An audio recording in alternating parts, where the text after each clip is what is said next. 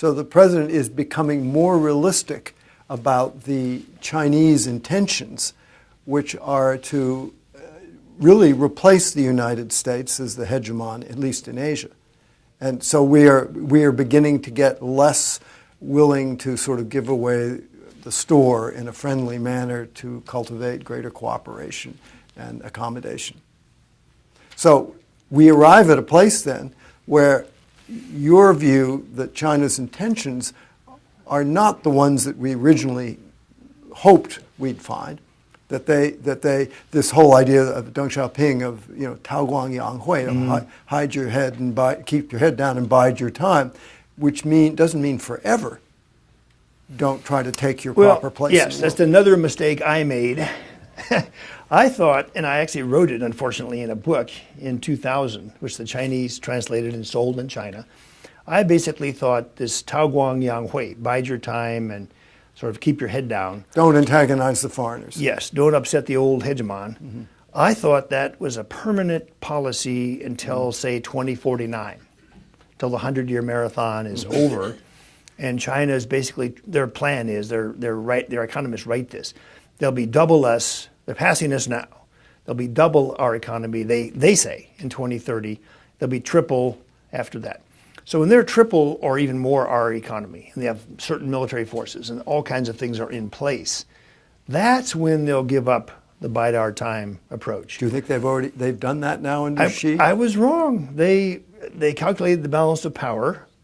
They now explain this to me. Chinese military officers have told me as though I'm not even a high school kid. I'm so dumb. And I'm afraid they do this with cabinet members as well. Their view is, look, the balance of power is already shifting. So if the Filipinos and the Japanese and the Vietnamese make trouble for China, 我们受不了. We will not accept the old approach. And how about America? So far,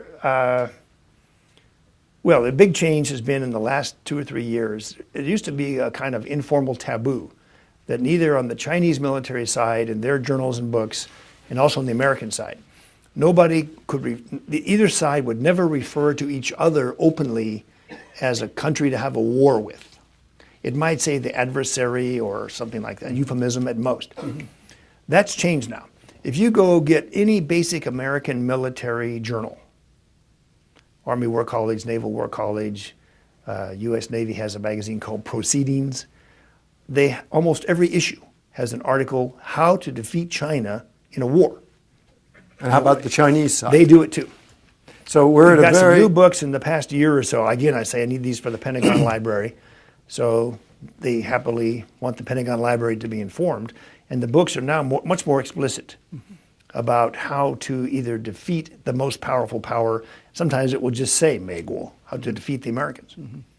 That to me shows a change in atmosphere, both in Washington and Beijing, that we have really dropped a lot of the euphemisms about seeing each other going to a major conflict. This is happening at the same time as Henry Kissinger, in his wonderful book on China, the last chapter is about the very likely prospects of a World War I scale war between the U.S. and China.